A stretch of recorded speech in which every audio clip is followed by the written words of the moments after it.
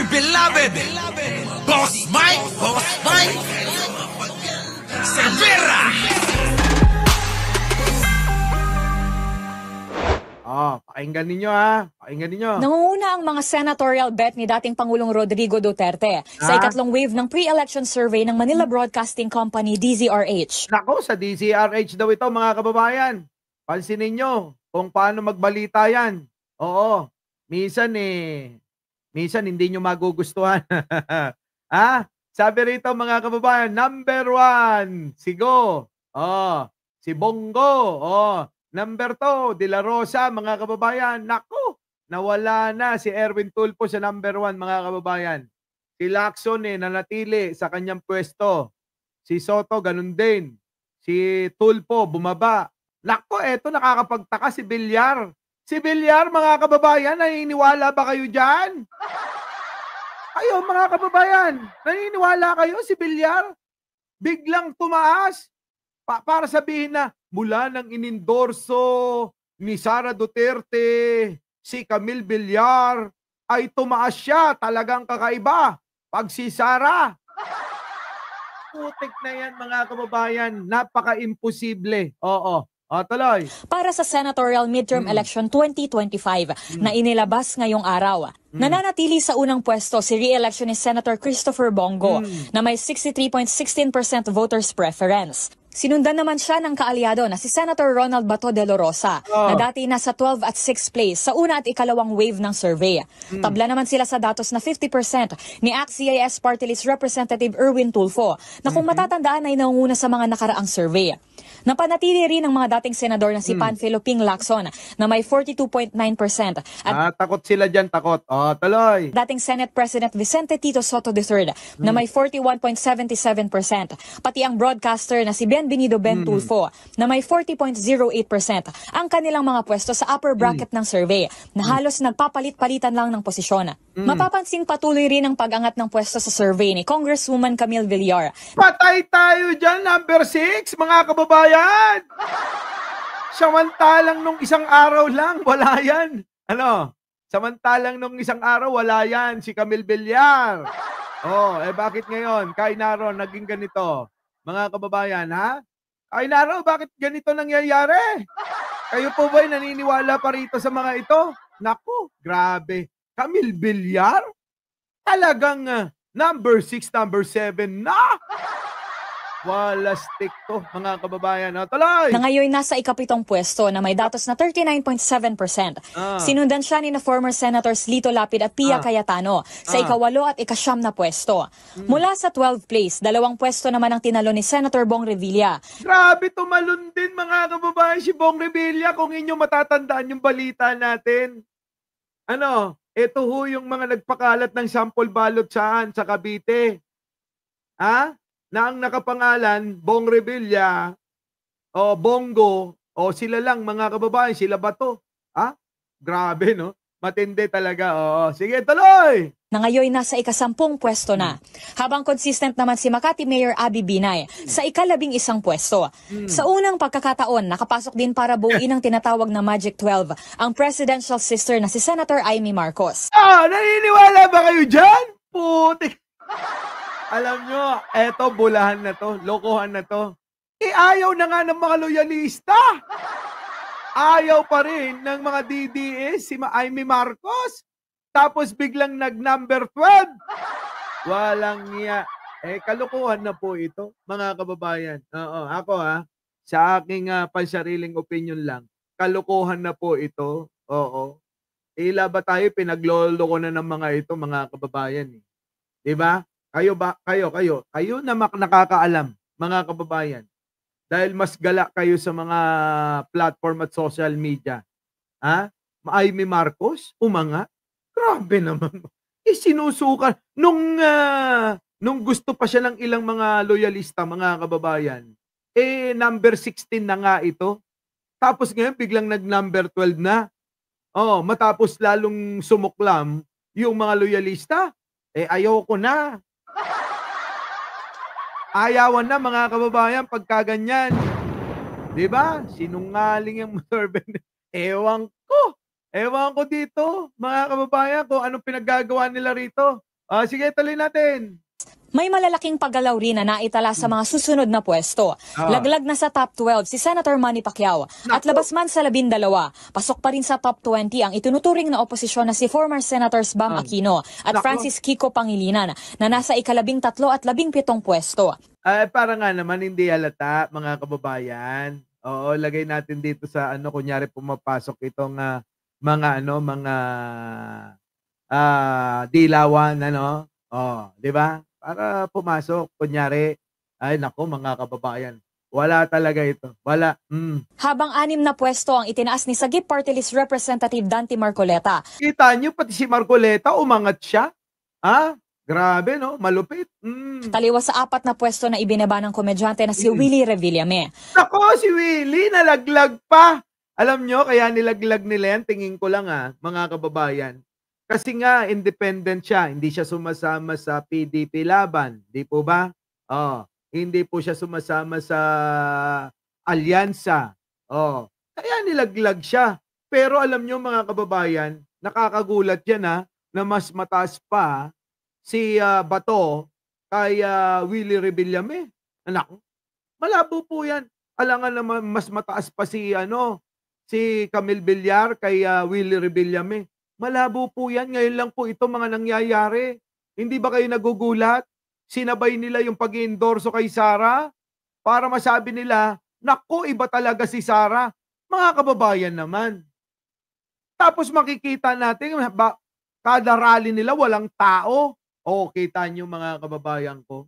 Wala hong tao, nagrarally sila, walang tao. Tapos sasabihin nila, eto na ngayon yung bagong survey. Talagang number 1 na si Bongo, number 2 na si Bato. Naku mga kababayan, meron akong nararamdaman din Meron akong nararamdaman din Ito tingin ko lang sa aking pansariling pananaw. Abay, ito ay kinukondisyon po ang isipan ng maraming Pilipino para kapag pagka natalo yung mga yan, sasabihin nila, nandaya na naman. Di po ba? Ganyan ang gagawin ng mga yan. Kita nyo, binibira nila yung COMELEC. Ngayon, nagtaka kayo, bakit inendorso ni Sara si Amy, si Camille Villar. Kita nyo? Itong mga taong ito, kapag natalo, sasabihin nila, dinaya, ganon. Makikita nyo mga kababayan. Imposible po ito. Maniwala kayo. Kanino nyo ba kinuha itong na to? DZRH naman. Ayon kay Mr. Eleuterio Gutierrez, President and CEO ng Imirto Research Services Incorporated, malaki ang epekto ng mga pangyayari at political climate sa bansa sa mga naging paggalaw. Kumuha pa kayo ng mga magpapatotoo at baback up sa kalokohan ninyo. Na ito. Isinagawa ang survey sa 5,500 katao sa lahat ng rehiyon sa bansa noong April 12 hanggang April 14. Face-to-face na isinagawa ang survey kung saan binigyan ng mga tumugon na random na pinili ng mga sample ballot para masuri ang voting situation. Para sa MBC TV na... mga kababayan, kalokohan ito. Hindi ako naniniwala. Parang gusto ko tuloy mag-survey mamaya. Mga kababayan, di ba? Survey says it's all fake news. Sabi nga ni Ray Anthony pala. Di ba? Mati kayo? Mati kayo? Naniniwala po ba kayo din sa mga pa-survey nila po? Samantalang po saan? Sarali nga sa Mindanao. Wala nga tao. Mindanao na mismo, walang tao. Mga kababayan, tingnan ninyo. Ito, pasok.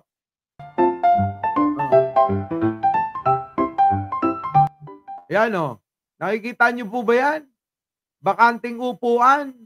Ayan, rally nila yan. Nakita nyo bang nag-rally si Pangulo? Abay punong-puno ng tao. Hindi tulad nito mga kababayan, Ayan,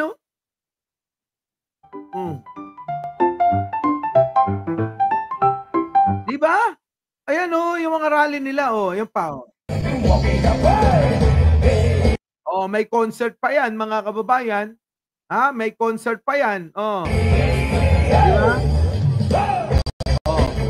Diba? tandaan nyo mga kababayan, alam nyo ako sa totoo lang, hindi ako naniniwala dito sa survey na to.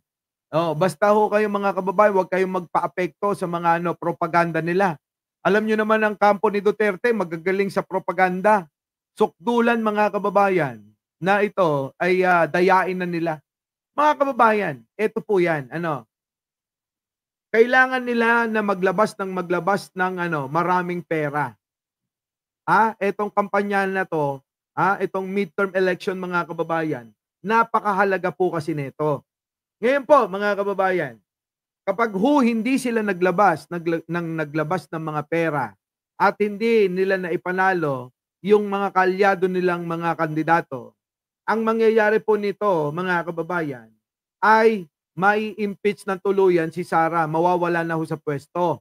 Tandaan po ninyo, meron hong nakaambang impeachment trial sa Senado. So etong mga mananalong mga senador, eto po mga kababayan, ang siyang mga lilitis kay Sara Duterte. Ngayon po, kapag po nagwagi at matanggal na ho sa pwesto si Sara Duterte, ang mangyayari po niyan, mga kababayan, yan na ho ang katapusan ng karera ng mga Duterte sa politika. Tandaan niyo po yan. Kaya etong kampo ni Digong ay tingin ko talagang sandamakmak mga kababayan ang mga nilalabas na pera, yung gastos nila. Tingin ko mga kababayan hanggang sa pati mga surveys ay imanipula na nila. Nang sa ganon mga kababayan, kayong mga tao, tayong mga Pilipino, lalo na yung mga naniniwala sa mga survey na yan, ay sasabihin nila, dito na lang tayo bumoto sa sigurado na mananalo. Mga kababayan, wag kayong maniwala dyan. Iboto ninyo kung sino yung tingin nyong nararapat. Wag kayong tumingin sa mga ganitong mga pagkakataong nilalabas nila, mga kababayan. Sundin nyo ang inyong konsensya. Sa madaling salita, sundin nyo ang inyong konsensya sa pagboto. Opo, wag kayong magpapaapekto. Grabe, Oo, kikilos talaga sila all out na. Kaysa nga naman mabura ang mga Duterte. Alam nyo, pag nabura ang mga Duterte, ganun din ang mangyayari. Saan, mga kababayan? Sa mga kandidato nila. Bigyan ko kayo ng halimbawa. Mga kababayan, ano nangyari sa mga dilawan? Di ba nabura sila? Nabura sila mga kababayan. Ano nangyari? Di ba hindi binoto ng tao? Bakit mga kababayan? Kasi sirang-sira sila mga kababayan eh. Di ba? Wala hong nakalusot kahit isa. Di ba? 8 inidoro nga eh. Walang nakalusot kahit isa eh. Ano nangyari sa kanila mga kababayan? Nabura sila? Abay, napakahirap po nilang makabalik. Mahina kasi ang argumento ng winnability. Bumoboto ka dahil naniniwala ka sa kandidato mo. Yun dapat Ganun talaga kainaro eh. Ako hindi. Boboto ako nang naayon sa aking konsensya. Kung sino ho yung akin talaga. No? Pag-aaralan bawat isa. Sukdulang tatatlo lang ang iboto ko mga kababayan kung kinakailangan. Na alam ko na sila ay, di ba, nararapat sa pagiging posisyon nila at pagiging senador nila. Ngayon, mga kababayan, Sintiveros, nakalusot, yun, isa lang. Di ba? Pero halos lahat sila, wala, mga kababayan? So, ngayon, eto nga nangyayaring itong mga surveys na to. Anong masasabi po ninyo? Di ba? Napakaliwanag ho naman eh. Kailan ho nagkaroon ng maraming tao ang rally ng PDP? Kung ikukumpara po ninyo sa rally ng alyansa. Grabe mga kababayan eh. Hindi ho mahulugan ng karaming pag-alyansa ang may rally. Samantalang sila mga kababayan, abay hindi lang ho one seat apart. Talagang parang iilan lang sila. Parang nasa mas marami pa nga daw yung gay pageant, sabi nga ni Gadon, di ba? Yan mga kababayan, pag-isipan nyo yan. Are beloved,